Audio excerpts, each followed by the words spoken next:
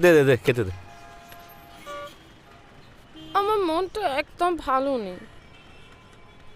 কেন, কি হয়েছে? আরে জল যেন মানুষটা মরে গেল বলে কি হয়েছে?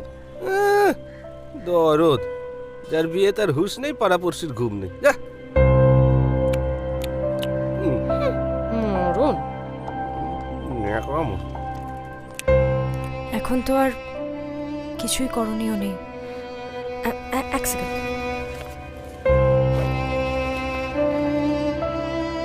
এটা আমার কার্ড, এটা রাখুন।